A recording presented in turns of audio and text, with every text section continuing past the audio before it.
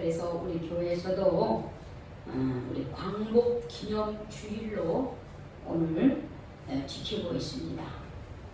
여러분, 광복절이라고 하는 것은 빛과 회복할 복, 만이절 이래가지고 광복절이라고 하는 것은 빛을 되찾은 날이다. 그게 빛을 되찾은 날이다. 근데 빛을 되찾았다는 말은 즉 다시 말해서 우리나라의 주권을 회복한 날이다. 그래서 광복절이라고 그렇게 얘기합니다. 1945년 8월 15일 우리나라가 일본으로부터 대한민국의 주권을 회복한 날입니다. 오늘 우리가 광복기념주일로 왜 지키고 있습니까? 그것은 우리 민족의 역사를 기억하기 위함입니다. 우리 민족의 역사. 독일 남부 유태인 포로 수용소 아우슈비츠 수용소에 가면 이런 글귀가 붙여 있다고 합니다. 어떤 글귀냐? 역사를 기억하지 못한 자 그 역사를 다시 살게 될 것이다. 그랬어요. 이 말은 역사를 기억하지 않는 자에게는 반복이라고 하는 재앙이 반드시 임한다라고 하는 뜻입니다. 또 영국의 문명 비평가인 웰스라고 하는 사람은 이런 말을 했습니다. 역사의 비극은 역사에서 아무것도 배우지 않는 것이다. 이렇게 말했습니다. 그래서 우리는 8.15 광복절, 오늘 76주년 되는 해예요. 이 광복절을 우리가 기억하면서 또 광복기념주의를 지키면서 우리는 무엇을 기억할 것인가 한 과제가 우리에게 남아있는 거예요. 그래서 저는 오늘 신명기의 말씀을 통해서 이 광복기념주일에 우리가 진정으로 기억해야 될 것이 무엇인가 하는 것을 함께 말씀을 통해서 깨닫고자 합니다. 이 신명기라고 하는 것은요, 모세의 설교예요. 모세가 출애굽해서 광야 40년을 지나서 이제 가나안 땅이 바로 눈앞에 보여요. 근데 모세가 가나안 땅에 들어갔습니까? 못 들어갔잖아요. 못 들어갔잖아요. 그런데 이 40년을 지나서 가나안을 눈앞에 두고 모세는 이제 들어가지 못하고 죽었거든요. 40년을 고생하면서 이 이스라엘 백성들을 광야에서 인도해내서 이제 약속의 땅 가나안 땅 눈앞에 두고서 돌아가기 직전에 이제 가나안 땅에 들어가서 살아야 될 새로운 하나님의 나라 이스라엘 백성들을 향해서 너희들이 저 가나안 땅에 들어가서는 이렇게 살아야 된다. 하나님의 백성들이 어떠한 모습으로 살 것인가 하는 것을 기록하는 것, 그 설교가 바로 신명기 설교예요. 그래서 이 신명기 설교를 보면 하나님의 백성들이 어떻게 살 것인지 아주 구체적으로 기록을 하고 있습니다. 그런데 오늘은 그 많은 설교 중에서 종에 관한 주적을 우리가 읽었어요. 지금 뭐냐면 종을 6년 동안 부리고 다시 7년이 되면 다시 풀어줄 때에 그 종을 어떻게 다시 풀어줄 것이냐라고 하는 것이에요. 즉, 하나님께서는 이스라엘 백성들에게 안식년이라고 하는 제도를 주었어요. 그래서 이 안식년이라고 하는 건 뭐냐면 사람이든 짐승이든 아니면 밭이든 6년 동안을 쓰면은 7년째 되는 해에는 어떻게 하면 다 쉬게 해주는 게 안식년이에요. 그러니까 밭도 예를 들어서 여기 있는 밭을 우리가 6년 동안 거기서 논을 어떻게 농사를 짓고 혹은 곡식을 짓고 이렇게 살았다고 한다면은 7년째 되는 해에는 어떻게 하냐면 안식년을 주어요. 사람도 마찬가지야. 사람도 내가 돈이 없어가지고 누구 집에 종으로 들어갔어. 종으로 들어가면 6년 동안은 어떻게 해요? 그 사람을 종으로 부려먹습니다. 그러나 7년째 되는 안식년에는 그 사람을 자유인으로 돌려보내줘야 되는 거예요. 근데 그 사람이 자유인으로 돌아갈 때는 그냥 빈손으로 보내지 말고 이 주인이 하나님이 베풀어 주신 여러 가지 물질로, 여기 보면 당시에는 뭐 양이나 뭐 타작마대에서의 곡식이나 포도주나 뭐 이런 것들이죠. 이런 것들로 그 사람에게 후히 주어서 그 사람이 자유인이 되어서 돌아가서 살 때 돈 때문에 다시 종이 되는 삶을 살지 않도록 그 사람이 독립해서 살 만큼 그 사람에게 물질을 주어서 돌려보냈습니다. 그러면 왜 이런 명령을 내리셨느냐 하면은, 이는 너희가 애굽 땅에서 종되었었다. 그런데 너희의 하나님께서 너희를, 종되었던 너희들을 구원해 주셨다. 너희도 종되었지만 하나님의 구속의 은혜로 자유민이 되었다. 그렇기 때문에 종들을 그렇게 풀어줘라. 7년째 되는 애는 그들에게 자유를 주고, 줄 때는 그들에게 넉넉하게 해서 돌아가서 그들이 다시는 종이 되지 않게 해라 라고 하는 것이 종의 규정이었습니다. 참 이 법 대단한 거 아닙니까? 이렇게 할 수 있어요? 어려워요, 사실은 실제로. 그런데 하나님께서는 이스라엘 백성들이 가나안 땅에 살 때 그런 법을 실천하며 살아가라 그랬어요. 그 이유는 너희들도 애굽 땅에서 430년 동안 종살이했던 백성이었다. 그런데 내가 너희를, 종살이하던 너희들을 거기서 구출해내서 탈출시켜서 가나안 땅에 내가 들어오게 했다. 그러니까 너희들이 그런 은혜를 받았으니 너희들 그런 은혜를 베푸는 사람이 되라. 이렇게 얘기해 주신 거예요. 그런데 사실 오늘 이 15장 15절 말씀, 여러분은 이집트에서 종살이 하던 것과 여러분 하나님 여호와께서 여러분을 구출하신 일을 기억하십시오. 그래서 내가 오늘 여러분에게 이렇게 명령하는 것입니다 하는 이 15절의 말씀은요, 이 신명기 전체의 주제이기도 해요. 신명기 전체의 주제이기도 합니다. 그래서 이 신명기 전체의 가장 핵심이 되는 이 말씀을 가지고 오늘 우리가 이 광복절 기념주일에 기억해야 될 말씀이 무엇인가를 우리가 다시 되새기고자 합니다. 자, 여기 보면은 두 가지를 기억하라고 얘기하고 있습니다. 첫 번째는 따라합시다. 애굽의 종 되었던 것을, 애굽의 종을 된 것을 기억하라. 기억하라. 애굽의 종 되었던 것을 기억하라는 거예요. 이스라엘 백성들이 이집트 땅에서 약 430년을 살았습니다. 요셉이 살아있을 때까지 약 100년간은 이스라엘 백성들이 평안하게 살았어요. 그러나 요셉이 죽고 이집트의 다른 왕조가 들어서면서 이스라엘 백성들은 노예 생활을 하기 시작합니다. 이집트의 노예로 살았어요. 그러면서 그들은 많은 학대를 받았습니다. 성을 쌓는데 동원되기도 하고요. 그리고 이스라엘 백성들이 자꾸 이렇게 이스라엘의 땅에 들어갈 때는 70명밖에 안 됐지만 사람들이 양 애들을 얼마나 쑥쑥 잘 낳는지 이스라엘이라고 하는 그런 족속으로 양 크게 번창을 하는 거예요. 그러니까는 이스라엘 백성이 두려워서 이스라엘 백성들이 어떻게 해요? 아기를 낳을 때, 남자아이를 낳을 때는 어떻게 해요? 다 죽이게 합니다. 산파들에게.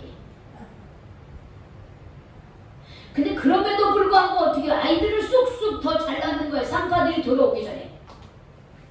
그러니까 어떤 정책을 쓰냐면은 그 이집트의 온 백성들에게 이 바로 왕이 뭐라 그러냐면, 내 집 주변에 이스라엘 백성들이 남자아이를 낳으면 다 강에 던져서 죽이라고 이렇게 남아 유아 학살 명령을 내립니다. 그러니까 군인이 아니더라도요, 그냥 남자아이를 낳으면 그냥 다 임의로 죽일 수가 있었던 거예요. 그러니 이스라엘 백성들이 얼마나 고통스럽고 이스라엘 백성들이 학대를 얼마나 많이 받았겠어요. 그래서 출애굽기 2장에 보면 이런 말씀이 있어요.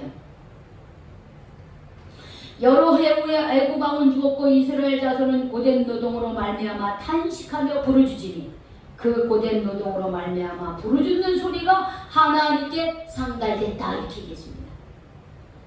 그래서 하나님이 그들의 고통 소리를 들으시고 하나님이 아브라함과 이삭과 야곱에게 약속하신 그 언약을 기억하시고 하나님이 이스라엘 자손을 돌보셨고 하나님이 그들을 기억하셨더라 그랬어요. 하나님도 기억을 많이 하세요. 하나님도 기억하시는 분이에요. 그래서 이스라엘 백성들이 그 신음소리를 낼 때 하나님께서 이스라엘의 그 조상인 아브라함, 이삭, 야곱과 약속하신 것이 있거든요. 애굽 땅에 갔지만 다시 가나안 땅으로 인도해내겠다고 하는 약속을 하나님이 기억하시고 그들의 신음소리를 들으시고 그러고서는 어떻게 해요? 그들을 구출해내시거든요. 그래서 이스라엘 백성들은 항상 자신들이 역사를 기억했어요. 어떤 역사냐? 우리가 이집트에서 430년 노예 생활을 했다고 하는 것을 기억했어요. 왜 기억합니까? 그 역사가 뭐 이렇게 자랑스러운 역사예요? 자랑스럽지 않은 역사인데 그렇죠. 그래서 그 역사를 기억해서 다시 그런 역사가 안 되는 되풀이되지 않게 하기 위해서 기억하는 거예요. 그럼 내가 나쁜 짓을 했어요. 나쁜 짓을 하면 어떻게 해요? 그걸 잊어버리는 게 아니라 그 나쁜 짓을 했을 때 하나님이 내게 심판하신 거, 내가 받은 그 증거를 생각하면서 우리는 어떻게 해요? 다시는 그 나쁜 짓을, 그 죄를 저지르면 안 되거든요. 부모가 자녀들이 잘못됐을 때는 어떻게 해요? 호되게 야단을 칩니다. 뭐 요즘에는 꼬추로도 애들 때리지 말라고 그렇게 좀 얘기하시는 분도 있지만 과거에 우리 부모들은 어떻게 했어요? 자녀들이 잘못해서 매를 가지고 어떻게 해요? 해초리로 막 종아리를 때리고 손바닥을 때리고 막 그랬습니다. 물론 그렇게 아무 때나 그렇게 때리면 안 되겠죠. 그러나 꼭 필요하면 저는 필요하다고 쓰면 필요할 때는 자주 그러면 안 되겠죠. 그 매를 맞으면서 내 잘못한 거를 내가 해초리를 맞으면서 그 자녀는 뭘 기억하는 거예요? 자기가 잘못한 걸 기억하는 거예요. 야, 내가 또 잘못하면 나를 또 이렇게 혼나겠지. 그러면서 두 번 다시 그 잘못을 저지르지 않는 것이에요. 여러분 우리나라도 마찬가지 역사가 있죠. 그죠? 1910년도 일제가 한일 합방 조약에 따라서 우리나라의 통치권을 빼앗아 버렸습니다. 자기 천황이 우리 왕이야. 우리는 거기 아래에 속국이 됐습니다. 그래서 1910년부터 1945년까지 우리는 일제시대를 살았어요. 식민지 시대를 살았습니다. 35년간이죠. 36년간. 그런데요, 이 일본 놈들은 얼마나 못돼 처먹었는지 아주 우리나라를 지배할 뿐만 아니라 아주 강탈하고 수탈을 했어요. 우리 한국 민족을 말살시키고 소멸시키려고 했어요. 그래서 이름도 어떻게 해요? 전부 다 일본식으로 바꾸고 우리나라의 문화, 이 상투 트는 거 그거 어떻게 해요? 부모에게 내려온 것이기 때문에 우리는 머리를 자를 수 없다 그런데도 어떻게 다 자르게 있죠. 그리고 우리 한국말도 못 쓰게 하고요. 그리고 전쟁을 일으켜서 우리나라 국민들을 강제징용에 끌고 가고 그것도 모자라서 우리나라의 젊은 어린 소녀들을 어떻게 해요? 군인들의 성적 그 어떤 그 해소를 위한 위안부로 여성들을 끌고 갔습니다.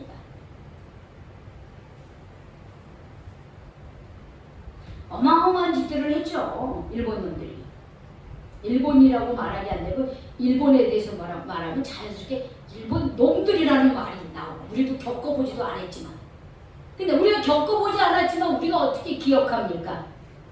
우리 신앙, 우리 믿음, 우리 부모들을 통해서 우리 역사를 통해서 일본 놈들이 어떻게 우리 민족에게 그렇게 못된 짓을 하고 우리를 아주 없애버리려고 하고 글도 빼앗고 땅도 빼앗고 경제도 착취하고 사람을 인간으로 취급도 하지 않고 이런 거를 역사를 통해서 부모님을 통해서 어른들을 통해서 다 어떻게 그거를 우리가 잊지 않은 거예요.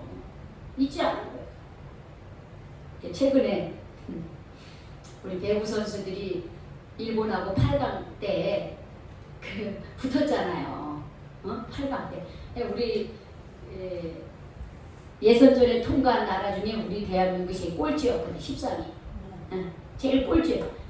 예선전도 통과 못한다 이렇게 얘기인데 그래도 예선전을 통과했어. 예선전 통과한 거로 만족했을 텐데 8강에서 누구랑 붙었느냐? 일본하고 붙었잖아요. 그런데 그 김연경이가 얘기한 건지 누가 얘기한 건지 모르지만 우리는 일본하고 싸우면 가위바위보도 져서는 안 된다. 가위바위보도 어떻게 지면 안 된다는 거야. 가위바위보도 일본하고 하면 이겨야 된다는 거야. 그만큼 우리의 피 속에 DNA 속에 뭐가 그러겠어요? 일본에 대한 적대적인 마음을 기억하는 거야. 저는 그거 굉장히 중요하다고 생각해요. 가위바위보도 일본에게 지면 안 돼. 그래서 8강에 일본하고 싸워서 이겼잖아요. 우리 대한민국의 사람들의 피 속에는 일본의 일제의 그 악랄한 그 못된 짓 한 게 우리 피 속에 흐르고 있어요. 왜 그러냐? 독일은 유대인 학살에 대해서 두고두고 어떻게 해요? 사죄를 합니다. 전 세계적으로 사죄. 그리고 그 유대인 학살에 참여했던 그런 사람들을 지금도 다 찾아서 어떻게 해요? 법적인 대가를 치르게 되게 법의 심판대 위에 쓰게 하고 그리고 어떻게 해요? 심판을 받게 합니다. 근데 일본 놈들은 어떻게 합니까? 그렇게 안 해요. 그렇게 안 해.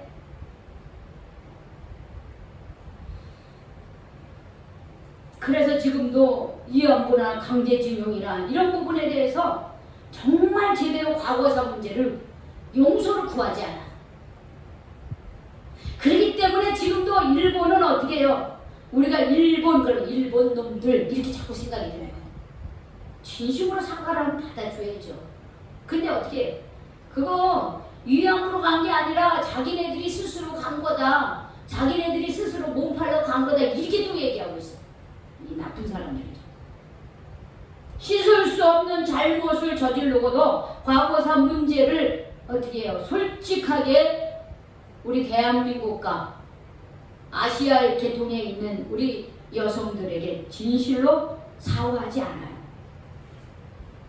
그래서 우리는 이런 역사를 지금도 우리는 어떻게 해요? 기억하고 우리의 자손들에게 계속 얘기를 해주면 이거 기억 안 하면요 언제든 일본이 또 어떻게 해요? 우리나라를 쳐들어옵니다. 쳐들어와요. 기억해야 돼요. 다시는 우리가 일제시대에 그 36년간 우리가 받은 그 수모를 또 겪지 않도록 기억해야 되는 거예요.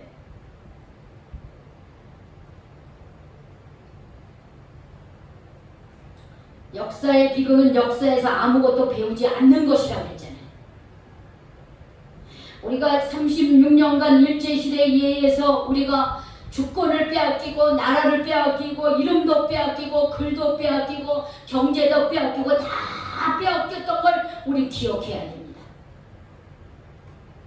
그래서 두 번 다시 어느 나라든 그 나라가 어떤 나라든 특히 일본이 다시 우리나라를 지배하지 않도록 우리가 역사에서 교훈을 배워야 됩니다.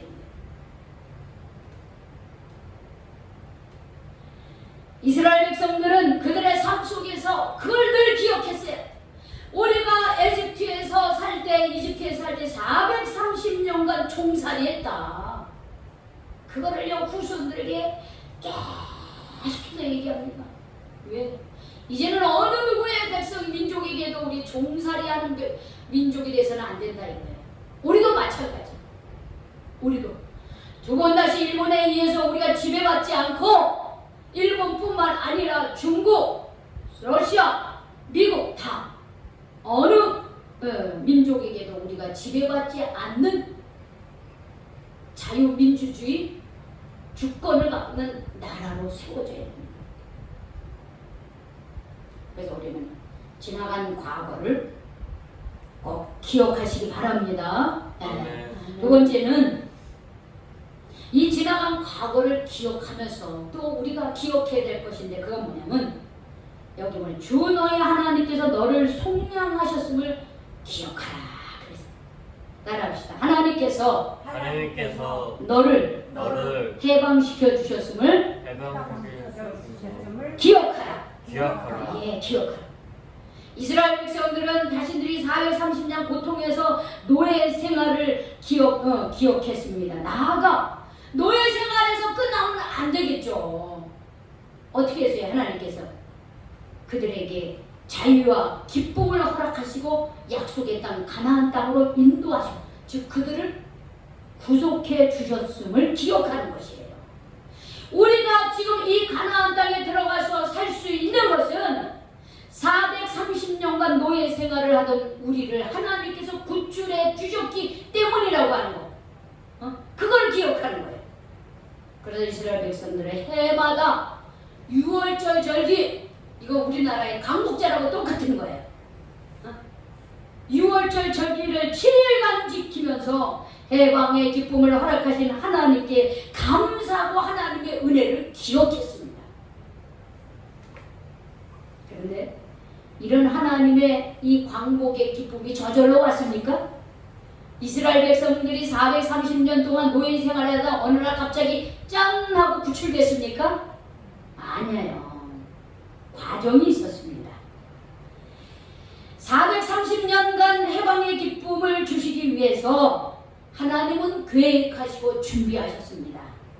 출애굽을 이루기 위해서 하나님은 사람을 준비하셨어요.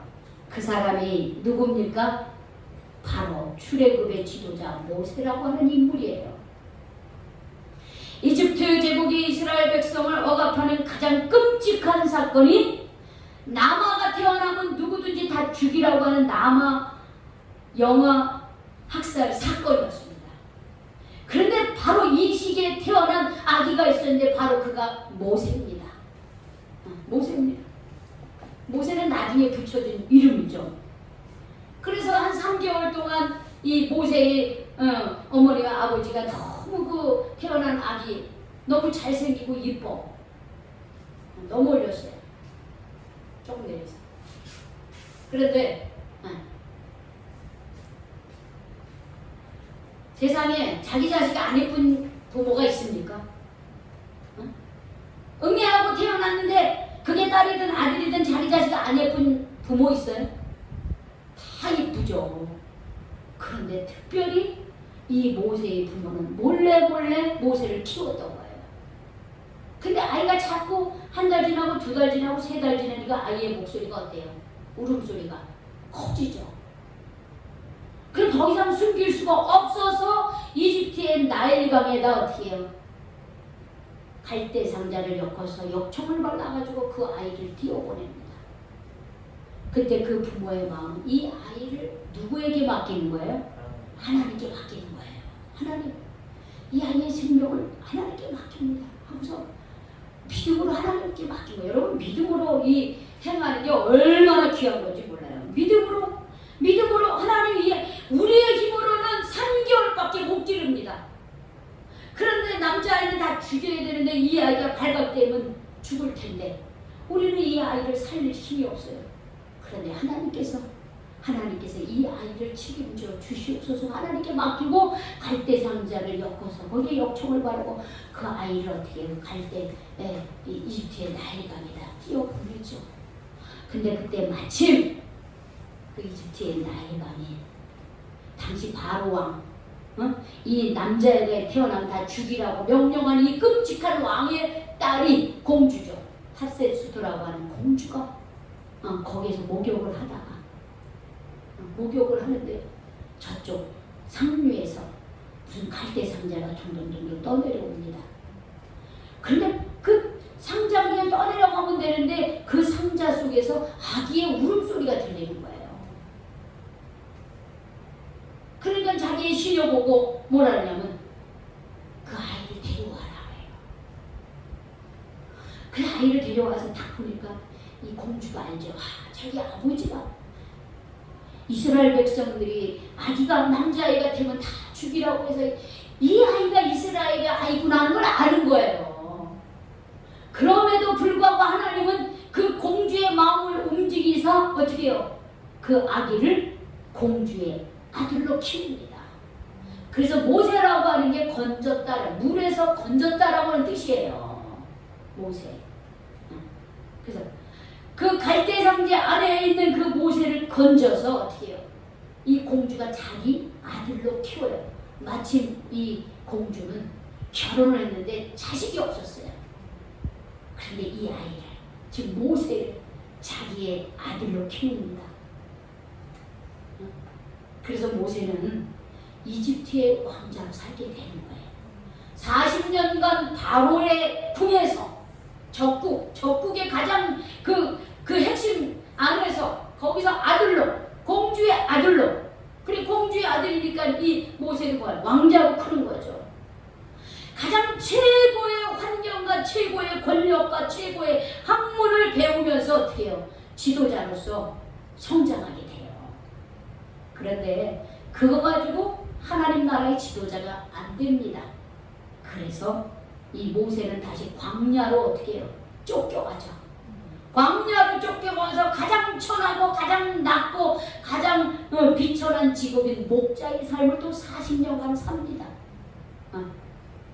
그러면서 하나님께서는 모세를 가장 높게도 하셨다가 가장 낮게도 하신 후에 모세를 어떻게 해요?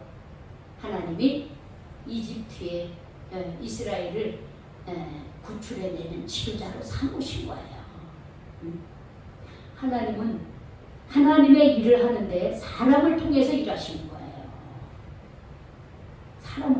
하나님은 이렇게 모세를 준비하셔가지고 출애굽의 지도자로 사용하셔서 마침내 430년 동안 노예 생활하던 이스라엘 백성들을 어떻게 해요? 이끌어내는데 모세를 지도자로 삼으시고 마침내 약속의 땅 가나안 땅으로 인도하셨다라고 하는 거예요. 그게 누구의 역할입니까? 누가 그렇게 하신 거예요? 하나님이 그렇게 하신 겁니다. 이와 마찬가지로 하나님은 우리 민족의 해방의 기쁨을 허락하셨어요. 그렇죠? 1945년 8월 15일 광복절이라고 하는 대한독립 만세, 대한독립 만세를 허락해 주셨습니다. 그런데 하나님은 우리에게 이 광복의 기쁨을 맞이하기 위해서 사람을 통해서 또 일하셨습니다. 어떤 사람이냐? 기도하는 사람, 믿음의 사람을 통해서 하나님 역사해 주셨어요. 여러분, 우리나라에 1919년도 3월 1일 3.1 운동이 일어났죠? 그쵸? 3.1 운동이 일어났죠? 근데 여러분, 이 3.1 운동이 어디서부터 시작되냐면 1919년도 2월 8일 일본 도쿄에 있는 한국 YMCA에서 시작합니다. 거기에서 유학생들이 28 독립 선언 낭독을 해요. 거기에 있는 대부분의 유학생들이 다 누구냐면 기독교인이었다라고 하는 거예요. 예수 믿는 청년들이었다는 거예요. 기도를 하는 윤창석을 비롯해 백관수, 김도연, 김철수, 서춘, 김상덕, 이종근, 송계백 등 이 사람들은 나중에 어떻게 28 독립 선언 낭독을 하고 다 붙잡혀서 감옥에 들어가요. 근데 이 사람들이 전부 다 기독 청년들이었다는 거예요. 그래서 이곳에 영향을 받아서 우리 대한민국에 이제 저 도쿄에 있는 그 유학생들이 이렇게 28 독립선언 낭독을 했는데 우리가 가만히 있을 수 있느냐? 이래가지고 1919년 3월 1일 날 어떻게 해요? 전국적으로 3.1 독립운동이 일어났잖아요. 그러면서 이 독립선언서에 민족대표 33명이 서명을 합니다. 33명이 서명을 하는데 그 중에 16명이 기독교인이었어요. 16명이 기독교인. 그런데 당시 1919년 한국의 인구는 얼마였는지 아세요? 1700만 명이었습니다. 1700만 명. 여러분 우리 서울 시민이 지금 한 1000만 명 되죠? 응? 응? 아주 요즘에는 좀 하도 비싸니까 이제 많이 외곽으로 갔다 그러는데 지난번에 1000만이 좀 넘었다고는 했어. 근데 그냥 대략 1000만이라고 봅시다. 그런데 우리나라 남북을 합쳐서 대한민국이 어떻게 해요? 인구가 1700만 명밖에 안 됐어요. 100년 전에. 얼마 안 돼. 그런데 그 가운데 기독교인이 얼마였는지 아세요? 30만 명에 불과합니다. 30만 명. 그러면 1%도 안 되죠. 굉장히 적은 숫자예요. 그런데 그럼에도 불구하고 민족 대표 33인 가운데 16명이 기독교인이었고 3.1운동으로 피해를 입은 사람의 30%가 기독교인이었다고 하는 거예요. 30만 명밖에 안 됐는데 기독교인들 30%가요. 독립운동하면서 어려움을 많이 겪었다는 거예요. 그렇다고 한다면 당시 기독교가 선지자의 사명을 감당하고 있었다고 하는 것이에요.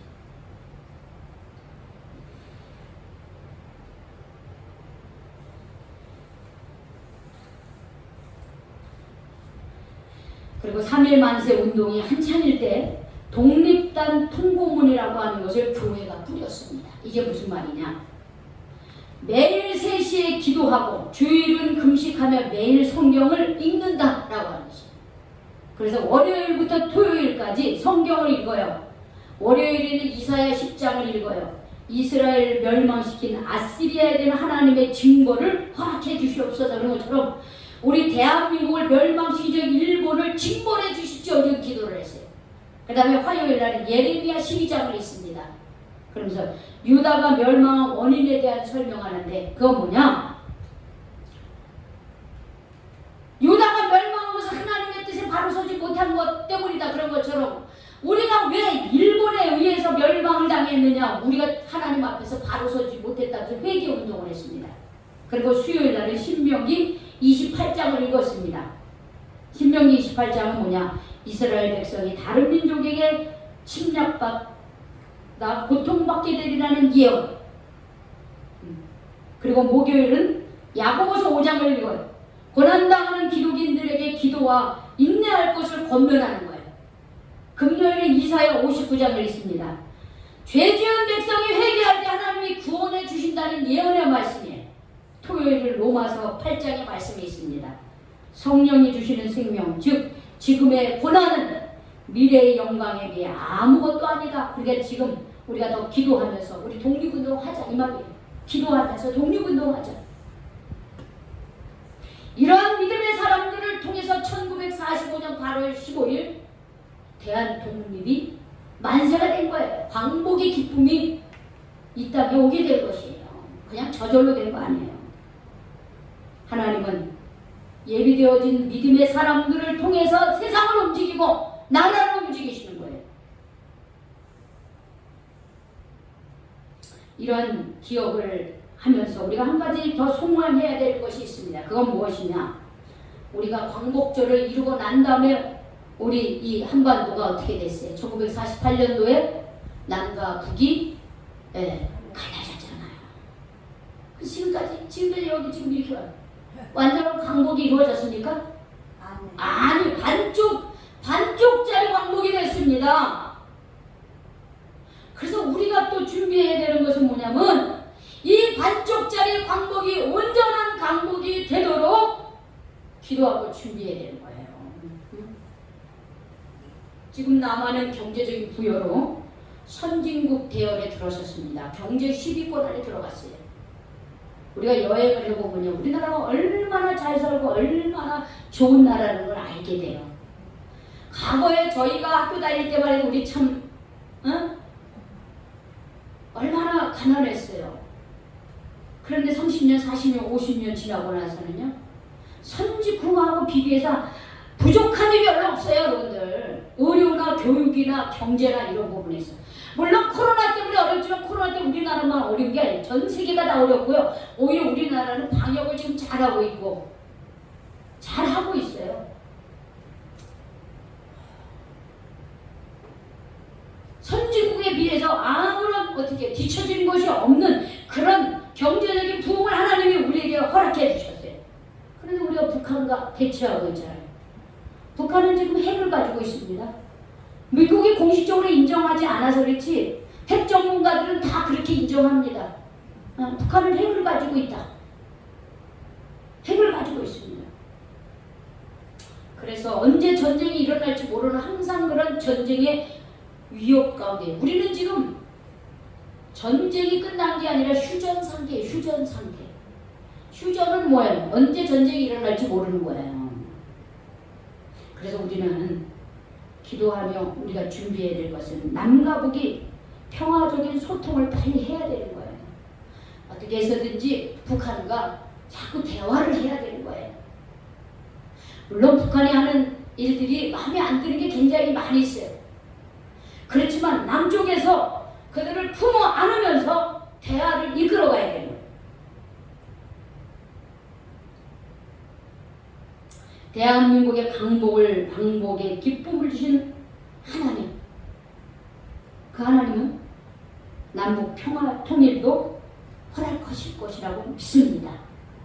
네, 우리가 해야 될 것은 일제식민지 시절을 우리가 기억하고 독립운동에 앞장서신 믿음의 선배들을 우리도 기억하고 우리나라의 강복의 기쁨을 하나님이 허락해 주셨다는 것을 기억해야 됩니다. 그래서 두 번 다시 어떤 강대국도 우리 민족을 지배하지 않도록 지배받는 민족이 되지 않도록 기억해야 되고 하나님께서 강복을 허락해 주셨음을 기억해야 됩니다.